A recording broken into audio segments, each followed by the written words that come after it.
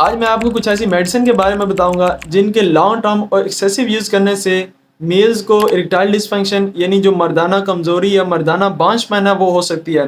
अब ये जितनी भी इंफॉर्मेशन है ये एक रिसर्च पेपर से एक्सट्रैक्ट की गया है जिसमें 6000 लोगों को मुख्तलिफ मेडिसिन दी गई और उनमें जो इरेक्टाइल डिसफंक्शन यानी जो मर्दाना कमज़ोरी है उसके आउटकम को रिपोर्ट किया गया है। अब इसमें जो नंबर 1 कैटेगरी आती है वो गोलियाँ हैं जो कि आपके एंजाइम 5 अल्फा रिडक्टेज को इनहिबिट कर रही होती हैं। अब इसमें हमारे पास दो गोलियां आती हैं, फिनेस्टिराइड और ड्यूटेसिराइड।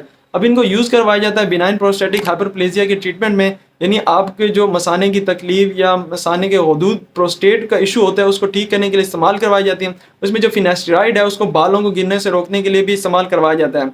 अब ये जो मेडिसिन होते हैं ये आपके डायहाइड्रोटेस्टोस्टेरोन को उसकी जो एक्टिव फॉर्म टेस्टोस्टेरोन है उसमें कन्वर्ट होने से रोक रही होती हैं। तो जब टेस्टोस्टेरोन कम होता है तो इससे आपकी जो लिबिडो है या एनर्जी है, ये जो आपकी इरिक्शन होती है वो कम हो जाती है।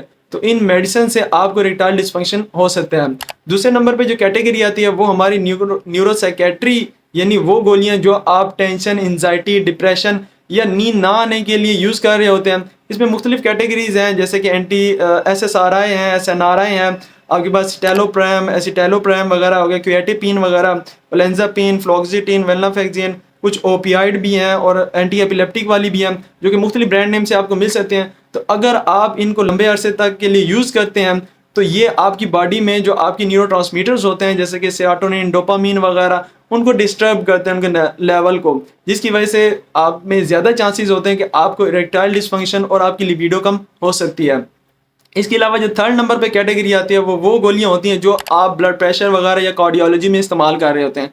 इसमें एम्लोडिपिन जो कि कैल्शियम चैनल ब्लॉकर है और एंटी हाइपरलिपिडेमिक में सिम्वास्टेटिन, टोरवास्टेटिन। इसके अलावा भी जो बीटा ब्लॉकर जैसे एटिनोलोल वगैरह हो गया या थाइजाइड डायूरेटिक हाइड्रोक्लोरोथाइजाइड, उसकी वजह से भी आपको इरेक्टाइल डिसफंक्शन हो सकता है क्योंकि ये आपकी जो सिंपैथेटिक आउटफ्लो है उसको कम कर देते हैं। तो अगर आप इस कैटेगरी की कोई भी मेडिसिन ले रहे हैं लंबे अरसे से और इसकी वजह से आपको इरेक्शन में प्रॉब्लम या कोई ऐसे जो साइड इफेक्ट है वो रिपोर्ट हो रहा है तो आप अपने डॉक्टर से कंसल्ट करें और अल्टरनेटिव मेडिसिन की तरफ जाएं। अपना मेरे इस चैनल का ख्याल रखें। अल्लाह हाफिज़।